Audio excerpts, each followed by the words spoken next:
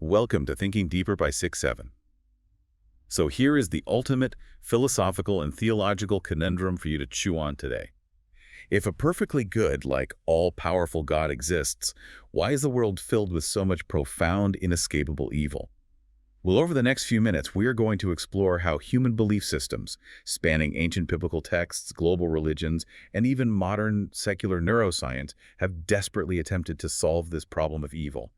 We will trace the astonishing, hidden evolution of God's ultimate adversary, Satan, and look deeply at how both theists and atheists grapple with the absolute darkest corners of human nature. It really is the dividing line of the human experience, isn't it? Oh, absolutely. Like, the way you answer that question fundamentally alters how you view the universe. And today, we are pulling from a really fascinating stack of sources. You really are. We've got this meticulous historical analysis of how the concept of Satan actually evolved in ancient texts, right alongside a global exploration of the roots of evil. I mean, it takes us from ancient temples all the way to modern maximum security prisons. The mission for us today is to uncover whether evil is an external cosmic force, a tragic biological glitch in our own brains, or just something inherently, inescapably human. We have a lot of ground to cover, so if you like my channel, please subscribe and hit the like button. Let's unpack this right from the start. Yeah, let's do it. Because to understand how we view evil today, particularly the intense debates between religious believers and secular atheists, we have to look at how ancient people justified God's goodness amidst terrible suffering. Right. And there is a mind-blowing fact hiding right there in the opening pages of the Bible. The serpent in the Garden of Eden is never actually called Satan. Not once. Which is incredibly jarring for modern readers. Yeah. Because we approach these ancient texts with, thousands of years of cultural baggage and assumptions, but the word Satan simply does not appear anywhere in the Genesis creation narrative. I always just assumed it was his given name. Most people do. But Ha-Satan in ancient Hebrew wasn't a proper noun at all. It was a job title. Right, exactly. It translates literally to the adversary or the prosecutor. Like when you read the book of Job, this figure isn't some red demon with a pitchfork ruling over a fiery underworld. He is essentially a corporate middle manager on the divine council. That is a great way to put it. Right. His job description was simply to audit humanity. He patrols the earth, looks for flaws, and reports back to the CEO. He even asks God for permission before testing Job's loyalty. He's just, doing his job as an adversarial prosecutor. And that framework made perfect sense for the worldview of the ancient Israelites in their earliest history. How so? Well, before the catastrophic Babylonian exile, God was seen as the absolute source of everything, both the good and the bad. Oh, wow. Yeah, the prophet Isaiah in chapter 45, verse 7, explicitly says of God, I form light and create darkness. I make peace and I create evil. So God was just running the whole show. Exactly. He was sovereign over the entire board, moving both the good pieces and the bad pieces. But then a massive theological earthquake happened. Their exile. Yes. In 586 BC, Jerusalem was completely destroyed by the Babylonian Empire. Right, and it wasn't just a military defeat. From what I read in the sources, it was an absolute shattering of their entire reality. Oh, totally. The temple, which they believed was the literal dwelling place of God on earth, was burned to the ground, and the population was dragged off into exile. And this unprecedented trauma sparked a monumental theological crisis. I mean, you have Jewish theologians sitting in exile, weeping by the rivers of Babylon, and they have to ask a terrifying question. It is. How could a perfectly good, loving God cause such catastrophic, horrific suffering to his own chosen people? That makes sense. It just wouldn't compute for them anymore. Right. The old pre-exile idea that God directly caused all calamities, that he was the author of both the peace and the slaughter, it became psychologically and theologically impossible to reconcile. I hear that, but I want to push back a bit because I found a specific comparison in our sources that feels almost like ancient PR. Okay, let's hear it.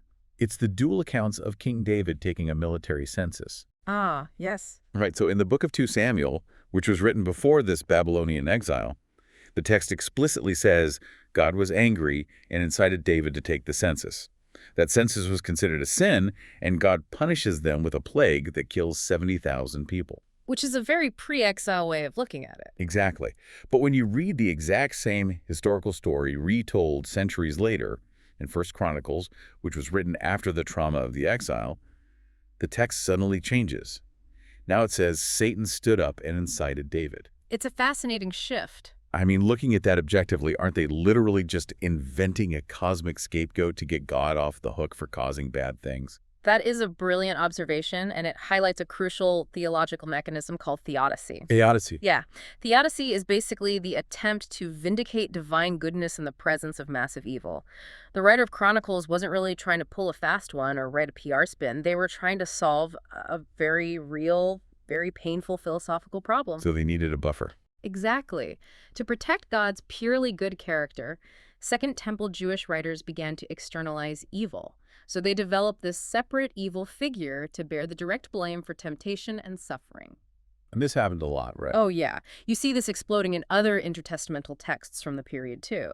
Suddenly, they're using names like Mastema, who they blame for God's seemingly cruel test of asking Abraham to sacrifice his son Isaac, Wow. or Belial, who becomes the prince of darkness for isolated desert sects.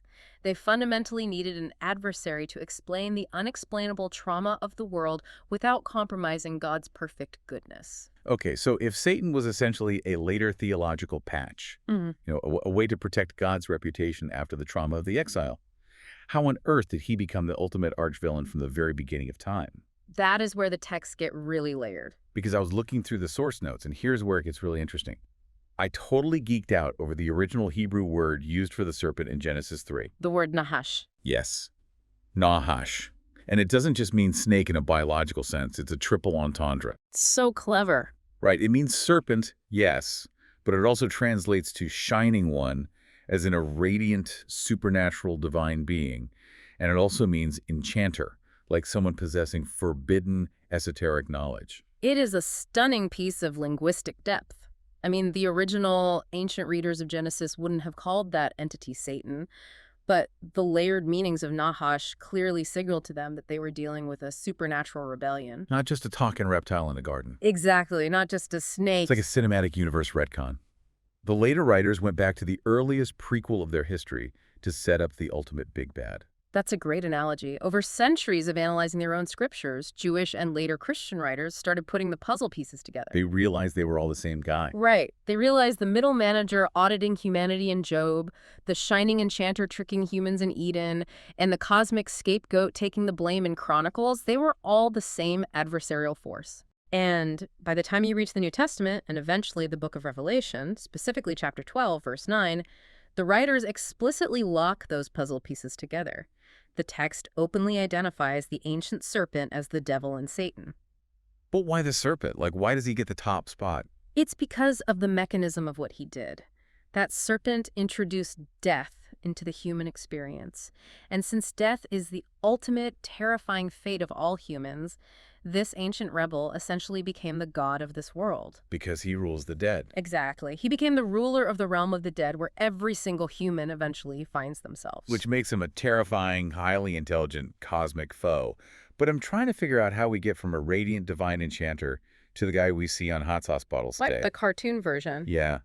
When we think of Satan now, especially in secular or atheistic culture that mocks the concept of hell, we picture a cartoonish red guy with goat horns, a pointy tail, and a pitchfork. I scoured these sources, and that guy is literally nowhere in the biblical text.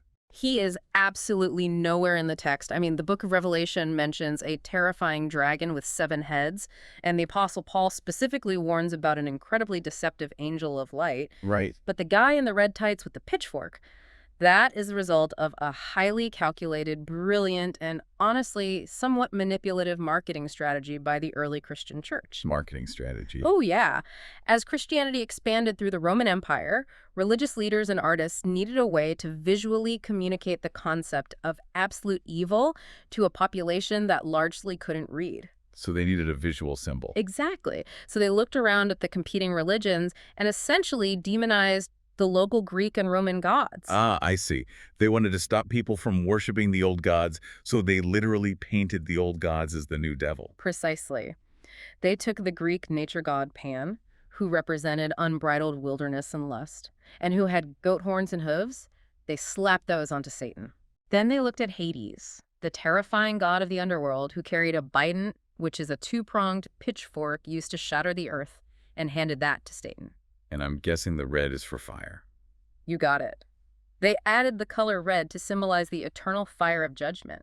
Later in the 14th century, Dante's Inferno mixed all these elements together, firmly embedding this terrifying, incredibly creative depiction of hell deep into the cultural imagination. That is wild. But there is a massive irony here, especially when we look at how the atheistic worldview approaches this today. What's the irony? By turning Satan into a cartoonish Halloween costume, modern culture actually entirely undermines the original biblical warning. Oh, I hadn't thought of that. Right. The ancient text warns of a subtle, intelligent, incredibly attractive angel of light.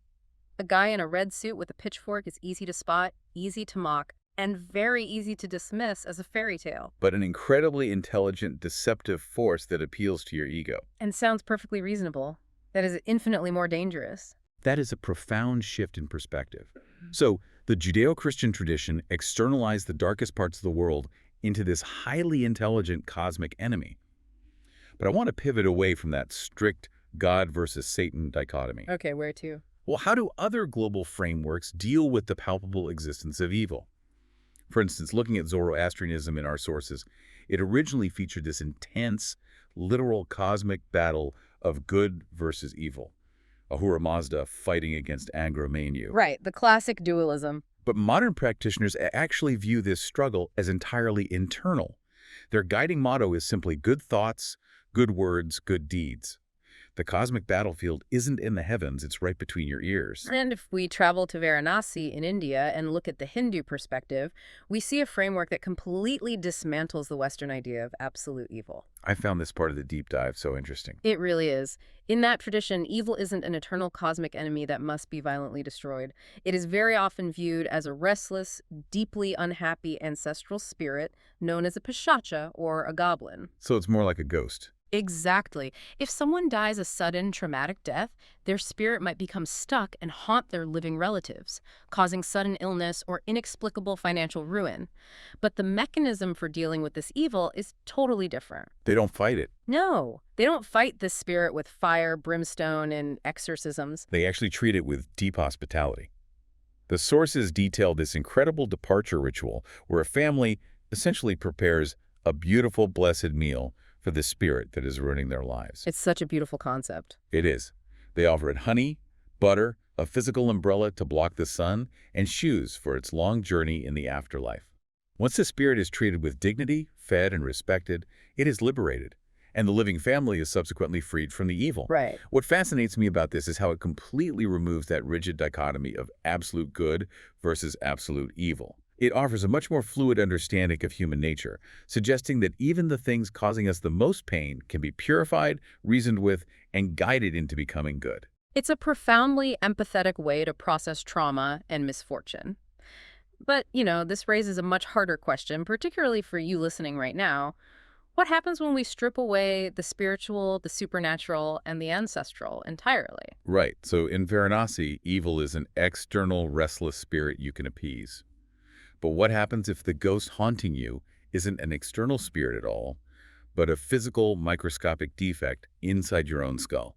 Now we're getting into the biology of it. Exactly. Let's dive into the purely secular scientific view that challenges these religious notions of evil from the ground up. What if evil is just bad neural wiring? It's a terrifying thought. The deep dive sources featured the incredible work of Dr. Kiehl, a neuroscientist who has spent his career putting hundreds of psychopathic criminals inside MRI machines.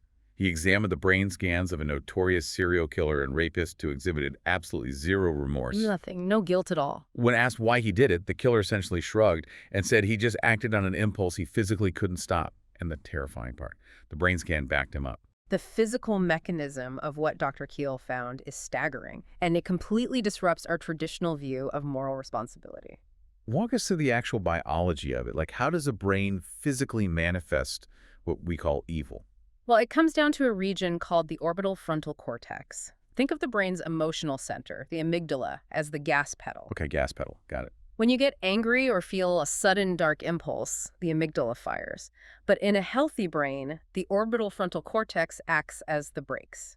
So it stops you. Right. It instantly calculates the social consequences, generates the physical sensation of empathy or guilt, and says, don't do that, you'll hurt someone or you'll go to prison. But for this killer. In the MRI scans of the serial killer, his orbital frontal cortex was severely underdeveloped. He was in the 99th percentile of psychopathy.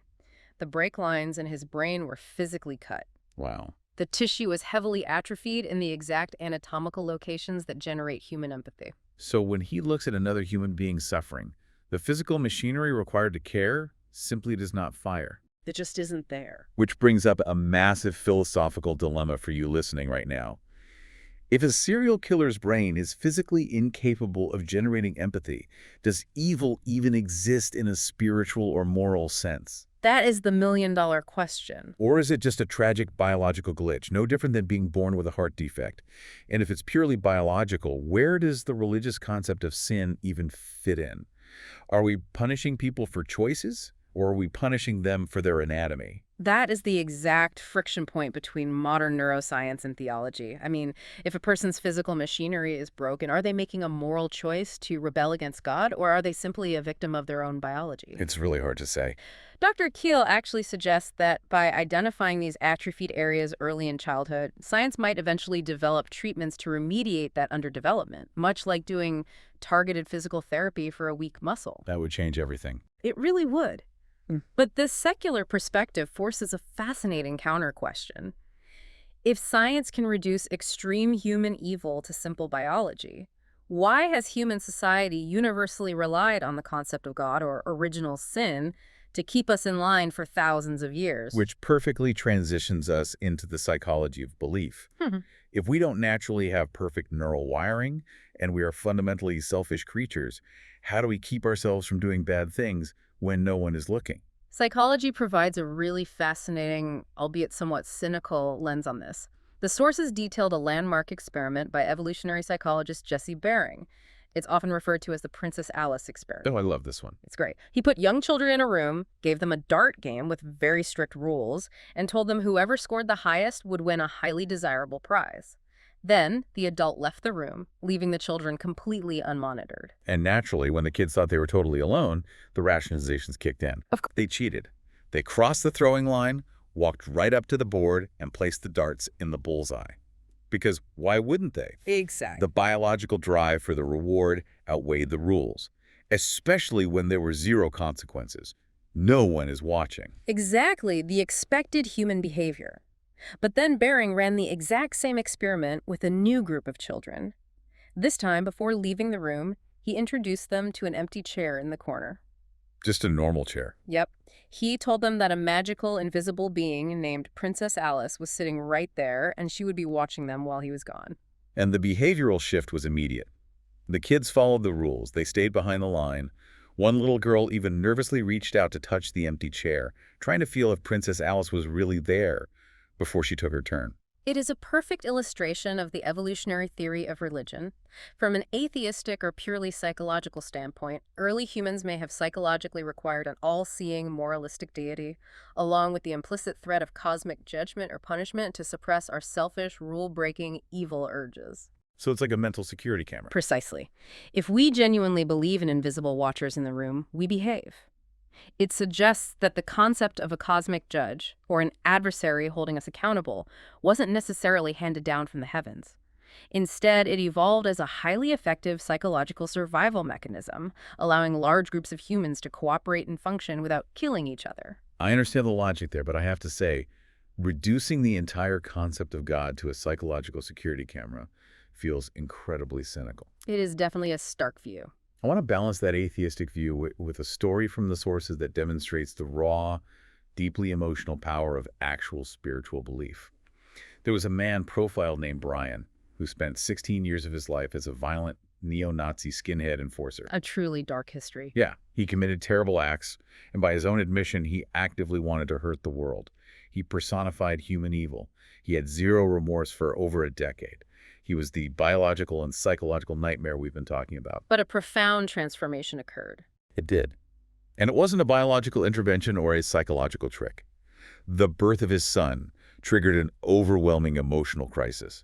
He looked at this innocent life and realized he couldn't bring a child into the absolute darkness he had created. Wow. He found a belief in God, a visceral, godly presence that made itself known to his conscience. It helped him realize there is a capacity for both profound good and profound evil in all of us. That's powerful. And what absolutely stunned me was how he proved this internal change. He went through literal excruciating agony. He endured 2.5 years of laser tattoo removal to painstakingly erase the swastikas and hateful imagery covering his face and neck. 2.5 years. Yes. He described the immense physical pain, the literal smell of his own burning skin, as a necessary penance for the pain he had caused others. He didn't just change his mind, he required a physical atonement to change his heart. If we synthesize all of the sources we've explored, we arrive at a remarkably beautiful conclusion about the human condition. Well, we have looked at evil through so many lenses today. As an undeveloped orbital frontal lobe, as a psychological lack of an invisible watcher, as an angry ancestral spirit needing a meal, and as the biblical original sin inherited from an ancient garden. Right? But regardless of its origin, whether biological, psychological, or cosmic, humanity's greatest, most unifying trait seems to be our relentless, desperate drive to overcome it. We deeply seek redemption. We really do. Whether that redemption is achieved through a physical baptism in a river to wash away sins, taking a dip in a sacred Hindu pond to cure an ancestral curse, or enduring intense personal physical agony to erase the hateful markers of a violent past, the desire to purge the darkness within us is a universal human constant. So what does this all mean for you, listening right now? We've taken quite a profound journey today. We've seen how the ultimate adversary evolved from a heavenly middle manager, just doing his job, auditing humanity, to a cosmic scapegoat designed to protect God's pure goodness after the trauma of the Babylonian exile. It's a huge shift. We've seen how pagan gods like Pan and Hades were intentionally repurposed with horns and pitchforks to create a red-horned devil, a caricature that completely misses the ancient warning of an attractive, deceptive angel of light. And we've explored how modern neuroscience and child psychology challenge our deepest, most closely held theological beliefs about where sin, selfishness, and evil actually originate. It leaves us standing at a truly fascinating crossroads between our ancient theological past and our rapidly approaching scientific future. And I want to leave you with one final lingering question to ponder on your own, something that pushes past everything we've discussed today. Let's hear it. If human morality has historically relied on the psychological presence of an invisible watcher to keep our darkest impulses in check, and modern neuroscience is beginning to predict evil through brain scans alone, well, what happens to human morality in a purely secular future? Like, if we fully outgrow our need for the cosmic adversary, do we also outgrow our need for God, or will we just have to invent a new way to save ourselves? That is a staggering thought to end on. Thank you for joining us on this deep dive. Keep questioning your assumptions about good, evil, your own brain, and everything in between. Until next time.